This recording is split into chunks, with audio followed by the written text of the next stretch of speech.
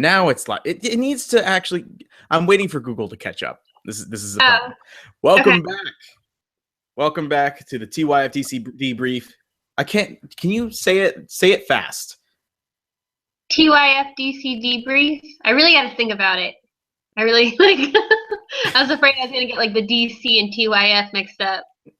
Well, we're the TYFs. We're the TYFs because we're pretty young. Thank you. You're welcome. Sure. Yes. Sure. This is the DC Debrief podcast, your one-stop shop for all your Detective Comics lore in the televised domain, except for Gotham, but also sometimes cameos like this week, and we'll get to that. I'm Evan Griffin. Hosting with me is Allie Johnson. Hello. And we are going to discuss 3 episodes of DC TV today. And we're going to start off with Supergirl, we'll follow up with The Flash, and then we will conclude with Arrow. Yes. So, the adventures of Kara continue. Yes. I mean, you know what? Second episodes are really tricky. Like, notoriously tricky. Because there's the excitement that comes with the first episode of a series, especially a superhero series, when you're just kind of, excited to see that character come to life in a way you haven't before. But the second episode, it's kind of like a bit of a retreat, like they're going over kind of the similar things that they already touched upon, while also setting up what's going to happen in the season to come. So while also giving them a baddie of the week. So that's a lot to pack into an hour. Yeah. So and some shows handle it better than others, and you can definitely see like the CBS model kind of creeping in with this one. But Melissa Benoist is still charming. The supporting cast is still strong. So it was a bit of a kind of lukewarm episode overall, but nothing worth being troubled over. It was just kind of it was a second episode syndrome type of thing. Yeah. Because I just explained to you that I watched it on the CBS website, and this is a note to CBS as a channel and a network. Whoever's running the website, get that player working real good, because there's no way to watch your show on Hulu like a lot of people catch up with the other two, and it's either that or on demand. So work with your audience, people. Come on. PSA. That already saw a bit of a drop in the ratings. You want those, after live air ratings. Yeah, you really do. CBS particularly, I feel like, relies on that a lot. But there are things that I'm trying to remember that I did like through the episode. Oh, very specifically, this was one of the few times where kryptonite gets introduced so early on, and it doesn't annoy me. Yeah. And I don't know if you feel this way, but I felt like it was because the way that they were... Okay, very specifically, I liked the idea of Kara having to train with her sister in that kickboxing room with kryptonite spears, right? So it weakens her down to human levels, so she actually is in a position where she should be learning hand-to-hand combat how any other person would do it, and that's only going to give her a leg up in the battle when she actually has her powers. You know what? I don't know if I liked it for the same specific reason as you, but that training room scene I really appreciated. In part because I like the way that they utilize the kryptonite and being like, this is the only way we can weaken you, but other people who aren't human will be able to weaken you too. So it'll be tougher. So I liked the hand-to-hand combat though, because I feel like, the shows we've seen at least have gone to such lengths to show the origin stories. But like with the Flash, we never saw him actually really training in combat situations. Yeah, it was more about getting him faster.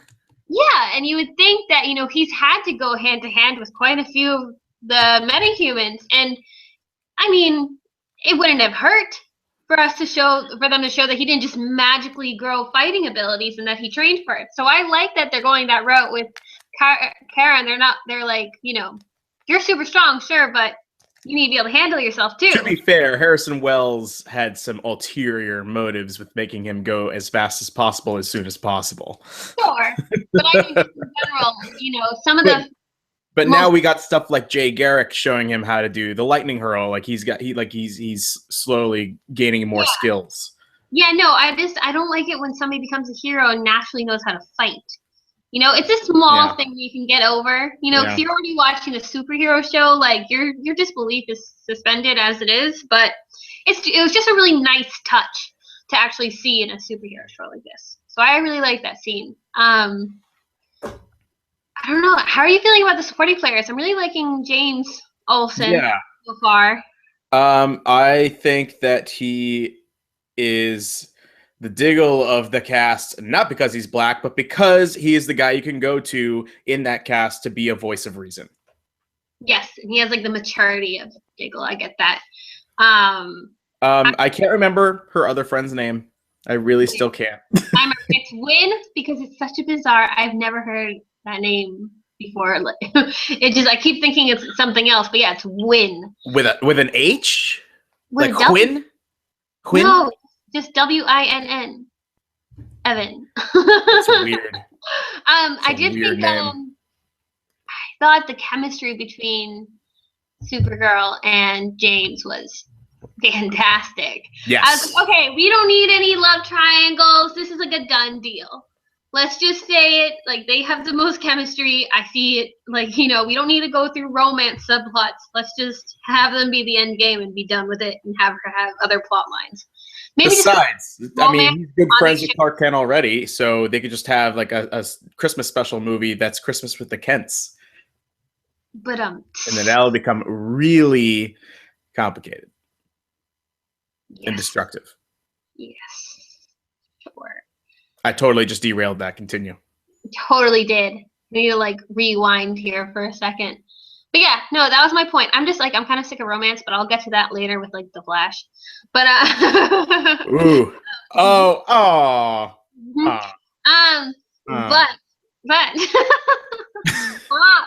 oh my god. Okay, what else did I like about this episode? I liked the beginning, like how much she was just like blundering around. Like she did everything super sloppily. Like sure she saved the day, but she also messed a lot of shit up. Like when she was doing the oil tanker, yeah, and she pulled it off because she was so strong. Yeah. Like I thought that was really funny. It's like she didn't totally mess up, but she didn't like save the day, so to speak. I really enjoyed the montage of the two of them being her watchtower out of the apartment. She was just going around saving little stuff from day to day, you know, like robberies. I was expecting a genuine cat in the tree moment. I know but I didn't realize they were gonna have a snake in there, and that was actually kind of a fun play on that. Yeah. It's 2015. Little girls want to have pet snakes instead of cats. Yeah, right. I think the only big issue to me still that like I'm a little fearful of going forward is the writing can be just bad. It's super. I mean, there's a difference between cornball and bad. Yeah. Like on the one hand, the line, "This sounds like a job for a Supergirl," is kind of cute by how on the nose it is. Like it's so like, I don't know, it's like old school almost. But then, yeah, I don't know. There were just some moments where I was like, oh, like that is cringeworthy. Yeah, like the scene. What was it? It came up in your review there. I caught a glimpse of it. It was the scene where she comes up across her Aunt Astra for the first time since she was a kid. That whole scene. She's like, "You died. You died. You died," and it was just. Wait, did it start off? I can't remember. Did it start off cutesy and then turn angry, or no? It just like she said it the same line 3 different ways, and the way it was cut together. It seems like the director asked her to give 3 different versions of the same line. Yeah. And choose one, but instead just put the same line in 3 times in a row. Like it was so bizarre how it was. Sounds sloppy. Yeah, that's whole fight scene between her and her aunt was exactly that. It was sloppy. And it was kind of weird. But yeah, so that's the only thing I'm really hoping to see a change with. Like I think the writing needs the biggest tune up. And I think, god damn it, that the whole my cousin, his cousin, your cousin, that nonsense needs to stop. We need to cut the word cousin out of this show. They've already said it enough for the whole season already. It's like I was thinking, it's like when somebody tells, like, when you're learning how to write or whatever, and they say, use a different word other than, like, she ran, say she raced, or she did something. It's like they had to find another way to say Superman. They just kept using the same one. Oh my God, it had me, like, wanting to bang my head against the wall. I was getting so frustrated. It was such a little pet peeve. But I'm like, just cut it out, okay? Like, we get it. But when it's already doing enough weird stuff, it stacks up. Yeah, yeah. For sure. How about you? Anything else big about the episode? I know you weren't paying attention that much, but well, I was paying it. I was watching it, but it was just like a lot of little random things going on here and there. Yeah, I don't know. I think they introduced I think they introduced Aunt Astra to her, knowing that she's still there, right? Yeah. I think that came way too soon. I think they could have built up to that a little bit more. I felt like her knowledge of the aliens, because she grew up on Krypton, she already knows what all these different races are that have been imprisoned or can possibly land on Earth. So they can actually go to her as a resource. Like, she knows what these creatures are like and what they go for or something like that. It's not like, because otherwise it's just Superman just randomly punching stuff because he doesn't know what he's looking at, even though they come from space like he does. Yeah. So I like that angle of it with her. I think we can build on that. It's a fresh angle. Like, she's not going into it as naive as others have in, like, other series or other movies and such. So that's kind of nice. Yeah. Yeah. And she's such a support team already. Like, much quicker than any of the other shows, really. Like, so that's kind of interesting too. But yeah, so I'm interested because it definitely seems like this show, as much as like the CW series are as well, about like team effort. Like, this one was, I mean, the episode was called Stronger Together. So, I mean, they really are gunning to show you that it is going to be like about a team of people working with Supergirl. Stronger Together. It's like a lyric in one of the cartoon themes. Maybe. But yeah, overall, I didn't mind the episode. Just kind of like a meh. Yeah, not terrible. It's still got some like work to do. It's still got some improving, mainly in the writing department. Yes, definitely. How about we zoom over to Central City? That was fantastic. Let's go ahead because I enjoyed that so much. Where do we even start? How about I don't know. How about Harrison Wells returning? Because I didn't realize, like, I always loved Tom Cavanaugh, but I don't think I realized how much I missed him on this show until he came back. And I was like, you are fantastic.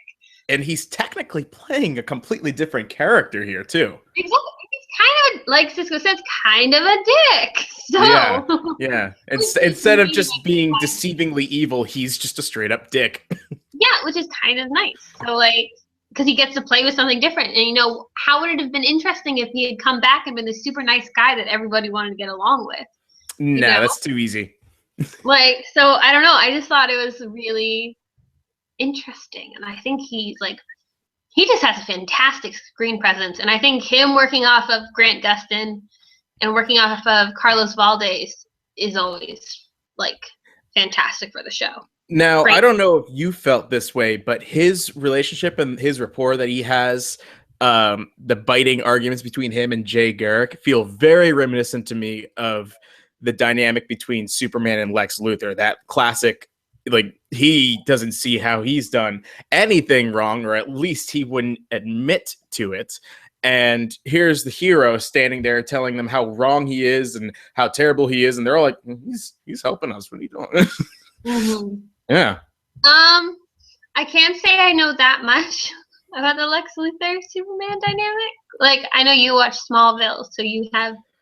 Well, I mean, even in the animated series and such like that, like Lex Luthor always puts himself forth as a man who's trying to use whatever means he can, basically, to assist the world in a way that he believes, and he really believes it. And the hero kind of tries to see through his shining armor. No, for sure. I think I understand what you're talking about. I wish, and I did watch the cartoons, but I was never as big into Superman as I Mm-hmm. was into just about everybody else. Mm-hmm. But except for like Martian Manhunter was like. But yeah, no, that's an interesting way to put it though. Now that you say it, so I hadn't thought about that, and it'll be interesting to see how that develops. Because I kind of did think, I was like, Jay Garrick is kind of like being a bit of a wuss, right? Like, he's kind of a lame superhero so far to me. Like, obviously he doesn't have his speed, and maybe it's because they're trying to make him feel more old school to like harken back to the comics. He's very much an old school kind of hero. Yeah, all American, like Boy Scout kind of guy. Exactly. Again, like Superman. Yeah, exactly. So I am interested to see if they give him a bit of an edge. Because right now, just having him flirt with Caitlin isn't really selling me on him. It's like I'm more likely to take Wells' side right now because he's instantly more interesting on screen than Jay is. And nothing like default, like Teddy Sears, the guy who's playing him, he's doing fine. It's just like, next to all the other characters who have a little bit more grit to them or have more, I don't know, history with us as viewers. It's making me hard to like latch on. But I don't know. Hello. Why are you enjoying him so far? No, I mean, the thing is, I enjoyed him at first, but I think you enjoy Jay Garrick conceptually as he came from a different Earth and he's the Flash, but in a completely different way. But then once you actually get to know him, you're like, hey, dude, what are you doing? You're kind of boring. Yeah, that's what it is. It's what it is. It's like that person that you make a good first impression with, and then you realize, oh, my God, you're dumb. You're not what I thought you were gonna be. No. So yeah, no, I was just excited to see Wells back on screen again. What a magnetic presence. The episode to me, however, belonged to Cisco. Like from start to end, he was the MVP to me. Did you like or dislike the way that he was outed with his metahuman abilities? I mean, as a fan of the character, I felt bad, but I thought it was a funny way to do it. You know what I mean? That was interesting. What the hell? Yeah. It was like they didn't beat around the bush. They just kind of, Wells is a dick, and he's like, yeah, you can help. We're going to do this now. So I thought it was kind of funny, even if I was like, oh, poor Cisco, But I thought he was hilarious the entire episode. And then he really kind of got his game going, didn't he? Yeah. His whole narrating or listening in on Barry and Patty's date was fantastic. That sequence was awesome. It was. The entire thing, because when you were talking about the romance angle with the Flash, I thought you were going to say that you didn't like that sequence because I 100% loved that sequence. I like the scene. I just don't see why it's necessary to put him in a relationship at this point. Doesn't he have a hell of a lot? It's like that's kind of where it skewers to the old school CW model. It's like they think that they need a romance to hook people in, and it's like just let them all be for like a split second. I mean, to be fair, as much as we find Harrison Wells as a character so magnetic and we enjoy watching him on screen, without those moments with Barry going on a date with Patty, this is a pretty dire seeming episode. I guess so. Like in its main plot.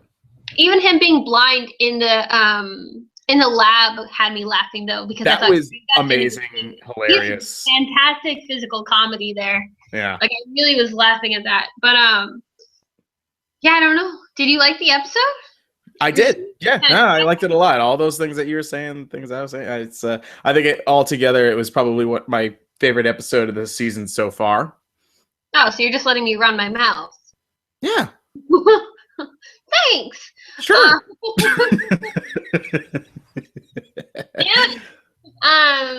Yeah. No, I'm trying to think of what else really stuck out to me. Except, again, did you catch that it was Hawk Girl that he was flirting with? Who? Hawk Girl. Who was flirting with Hawk Girl? Cisco. That was Hawk Girl. Elaborate. She was cast as Hawk Girl. I saw her picture. And she was in the end of the Flash finale, looking up at the sky. Is this supposed to be a surprise reveal? No. Is this a spoiler? Well, not people like us who read about it and seen like the cast list for Legends of Tomorrow, and they said her name, which is I think one of the incarnations of Hawkgirl too. So fans will know. Nobody will be spoiled. Anybody who is spoiled right now, why are you listening to this podcast? You know, well, because they're watching it with us every week. Yes. Fine. I'm sorry if I spoiled. Cool. We'll put a little note. It's fine. There's always spoilers going on in here, so it's okay. There's no problem at all. Okay, so do we have anything else to say about The Flash? I know. Why isn't there seem as much? Because I feel like there's a lot that went on. It seemed like there was a ton that went on. A lot of what was going on in the episode were people ready to basically pile drive onto Earth 2 Harrison Wells, and he's like, wow, you people really hated the other me. That's great. There was a lot of that in this episode. Linda Park's, like, Earth 52 version being Dr. Light. Oh, So I know fans aren't too happy about that, from what I read. Who wasn't happy about that? Like fans of the comic books and stuff. Well, because Dr. Light's usually a kind of guy that people will think of akin to like Doctor Strange or whatever. Well, we know him particularly from Young Justice, and that role gets briefly put onto what's the girl's name? Zatanna? Yeah, maybe. Yeah, because her father is her father is Dr. Light. What's that? Maybe it's because I'm only so used to sorry, somebody's at my house. I think it's my dad. Yes, solicitor. Yeah. I think I don't know. Now I'm gonna have to go look it up because I'm pretty sure that it was a woman, but now I'm totally wrong. Well, Dr. Light is all about whoever wears the helmet or the medallion or the cape or whatever. You know, it's very much one of those, the mantle is passed on to whoever possesses the possessed object. If you're an authority on this exact character, prove us wrong. Just tell us what we're saying. It's completely incorrect. Comment, you can tweet at us. You can just give us an iTunes review if you want. We're kind of like good Lord, I can't even speak right now. I'm on top of things. Evan and I have said before that we're not like completely in-depth knowledgeable about DC. Right. We know from the cartoons, we know from the few comics we've read, but unless we're Wikipediaing it after every episode, we're kind of going into this blind like you guys are. So yeah, please let us know. So I feel dumb. And in that way, we review these episodes based on as what they are, as an episode of television. So. So. Help us out, man. Prove us wrong. Yeah, Go for it. We don't mind. We like to get schooled on the comic stuff. So why don't we I can't think of a pun for Arrow. Yeah. Arrow. What about Arrow? I couldn't think of a pun because, you know, the one for the Flash was so good. It was so good. I got nothing in my quiver. You set us up to fail. Fuck off. That was fantastic. Okay. All right. So this episode. Okay. After this, like I did. What's that? Did you want to go watch Constantine after this episode? I contemplated it, and then I realized I don't know if I have time. It's like 10 episodes. Was it 10, 11 episodes? Evan, we have time. We just don't want to give it the time. I would watch the pilot. I have time. It's the glory of being unemployed. Now, can I say, instead of going and watching the series, I was looking at this Constantine because I've seen the Keanu Reeves movie. Not that that's much of a thing to be proud of, to say that you've seen it. But my point being is I was watching Constantine in this episode of Arrow thinking I like the mystique of this character. He's got a good, witty, biting humor to him, and he's got a good dynamic with Stephen Amell. He's what? As Thea said, he's a specific type of yummy. He has a good screen presence. I thought Oliver's face that he made when she said that was the most hilarious thing in the episode. Okay, so here's the deal. I look at Constantine in this multiverse of DC, right? And I think this could be like the way that the Hulk became for the Marvel Universe. Maybe doesn't necessarily work and doesn't pull in enough people for his own solo adventures, but that doesn't mean that we can't enjoy this actor in this role in a bunch of other pieces in the TV universe. Sure. But don't you think Matt Ryan has just as much charisma as Grant Gustin or Stephen Amell? But that doesn't mean that Constantine as a franchise would pull in enough people. I believe me, I agree completely, 100%. Well, it's essentially Supernatural, which has been going on for, 11 years now? 11 years, yes. They're both bricks of actors. So I don't see... So I don't know. I get it. Like, I do get what you mean. And maybe he's better off as kind of, as like you said, a guest star rather than his own show. But it also just makes you wonder if the show would have succeeded if it had been on a different network. Yeah, I mean, look, I didn't watch the NBC show. It wasn't canon with Arrow and Flash, so I actually have no idea. I have no idea either, but I mean, it got such shit ratings, and but it didn't seem like anybody really disliked it. Alternatively, and I don't know what the reason for it was, but this episode of Arrow had 1 million viewers on Wednesday night. It was the highest ratings that the show's had in a long time. Yeah, see, that makes me wonder if studios are gonna be like, maybe we shouldn't be putting this show to bed yet. Why else would the increase have been, unless it's everybody turned in for Sarah to come back to life, which nobody really gives a shit about anyway. No, and clearly the show doesn't necessarily either, because even though this episode was all about bringing her back to life, they didn't really give us much of, there's no conversation with Sarah. Everything was going on between Oliver and Thea, Oliver and Laurel, Lance and Laurel. There was nothing going on with Sarah in this episode once she got her soul back. They got her soul back rather easy. It was pretty fun. It took 2 minutes. Don't you think it should have gone maybe 5? They were doing a dungeon rush. It was like a little RPG quest. Could you imagine if Constantine didn't summon their battle armor for them when they went in there? Imagine if Laurel had to do all that in her pantsuit. That would be kind of challenging, wouldn't it? I know, it was really convenient that they ended up in their costumes. Yeah. But suspension of disbelief, because it was fun to watch. I really liked the whole labyrinth, punching up the goons, pulling her out of the metaphorical pit.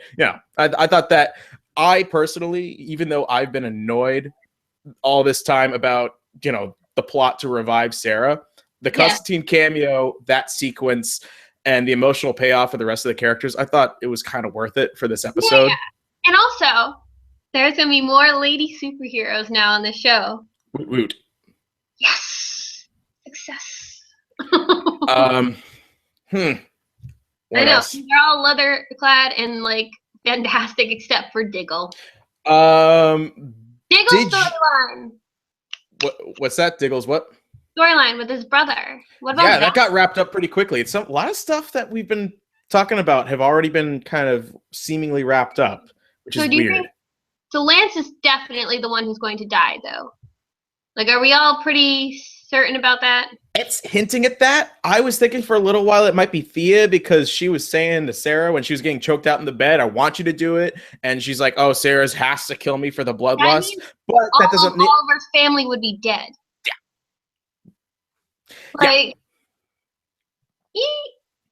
Yep. I don't know. I'm trying to think. I really liked the episode overall. I thought the Laurel stuff could have been handled better, like I always do. I was thinking that the Laurel stuff improved this week because she had that conversation with Oliver where she was straight up honest with him. For sure. I just think they should have peppered it in throughout the series instead of unloading it all in this episode, which should have been about Constantine guest starring and Sarah stuff. It makes her just kind of seem. The writing was good. I just wish it had been this good. I felt like our annoyances with it were because they were holding out for her to have this moment in the episode where she gets her soul back. Yeah. No, I get that. I don't know. What about Ray being alive? I'm feeling well, we knew. I guess next week's going to be a whole quest to get Ray back, so we got 2 sort of cameo episodes in a row, so that's pretty cool. I know. I kind of am getting a little tired of all this Legends of Tomorrow setup. Well, because we got 2 shows who are doing it 3 weeks in a row simultaneously. Yeah. Isn't the big crossover coming soon too? I saw an ad for it on Instagram and Facebook this morning, so I think so. Nice. Yeah. I'm excited for it all to come together so they can all do their separate plots again. Yeah, it probably does get a little exhausting, doesn't it? But particularly with Arrow, it felt like a lot of stuff they were building up to really kind of got bowed up in this episode. So I'm wondering, what do they got going on after this? What are they saving? It must be something going on after this Legends of Tomorrow reveal when they get to Ray. I feel like Ray is going to be the last. Finding Ray is going to be the last one to really set up the whole Legends of Tomorrow arc. And again, I think after that, it's just going to be Damien Dark. Like, I think he's going to be a formidable enough villain that. And I am enjoying the shit out of him. I had the stupidest grin on my face when he said to Lance, "Are you waiting for a cupcake? Sticking around for a cupcake, are you? Yeah. What the fuck do you want from me?" By the way, the Diggle plot got resolved, and Andrew isn't what Diggle thought he was going to be or what we thought he was going to be. But Lance all of a sudden is doing what Dark is asking of him really, really well. And he's standing there asking him a bunch of questions that he has no reason to be asking. It's pretty easy to say that Dark knows that he's up to something already. We hope. I mean, we don't hope, but like. I don't hope, but I'm saying we know. Yeah. I know. I don't know. I'm really worried for Lance. I feel like he's not surviving the season. There's no good way out of somebody being in that gravestone. Let's be real. So not on this cast, actually. Like, everybody's too integral to me, whether or not I like their character or not. Yeah, it's whoever it is going to be. It's going to shake up the plot. Yeah, and like, I don't like Felicity that much, but I don't want her to get fridged for Oliver's man pain. You know, like, so there's like no win-win for me in this scenario, but we'll see. We'll see. What else was there? We kind of briefly. There's a lot of stuff in this episode. There's a ton of stuff going on here. Yeah. Yet it was all very specific to only a couple of plots. The only thing that felt tertiary was like beginning and end. They did something where Holt was working on the message for Ray. Yeah. Everything else tied together pretty well. I liked when Constantine. I just like this guy as Constantine, but he asks for these very specific items for his anti-exorcism, right? Yeah. He gives him a cock and he just uses it as a back scratcher. I'm like, I like this guy already. I think it was funny. I liked his presence a lot, and I hope we see more of him. And because of him, we actually had some relatively interesting flashbacks going on in the episode. So I know, or at least ones that related to the current timeline. Because up until this episode is pretty pointless so far. So we'll see where it goes. Yeah. Good week of episodes, I guess. They're all easy to run through. At least for the core two, Supergirl still got some improvements to make. That's the consensus. Do you have anything else to note before we are out of time? No. I think we ran through it, man. Good on us. Light and breezy. Yeah. All right. Yeah, that's it. So this is the TYF DC Debrief podcast. I said it fast. Fuck yeah. Yeah. All right. So you can keep up with us on YouTube. You can keep up with us on shoutengine.com, where I host the podcast. And you can go to our iTunes feed. Make sure that you go to the iTunes feed. Like, you click the iTunes link. Do it on your phone. Because if you go to the iTunes page on your desktop, iTunes just updates it whenever they want. It's not my doing, not Shout Engine's doing. Happens to everybody with a podcast that goes to iTunes. So that's just a little side note for you. And then other than that, you can follow me, Evgar42, Allie's at Allison AJ, and the site's Twitter at TYF Official. Check us out every week for podcasts. We got Supergirl reviews on Tuesday, Supergirl reviews on Mondays, Flash on Tuesdays, Arrow on Wednesdays, or whatever the hell I review. I don't know. I did it on Friday this week. I'm waiting on 2 reviews this week too, but not the 2 superhero ones. That's all right. So yeah, and if you anytime, any week you're listening to this podcast and you're an authority on DC Comics, school us, man. Just do it. We're totally cool with it. Yeah. Learning things. All right. So that's it. Until next week, we'll be here. Yeah. Cool.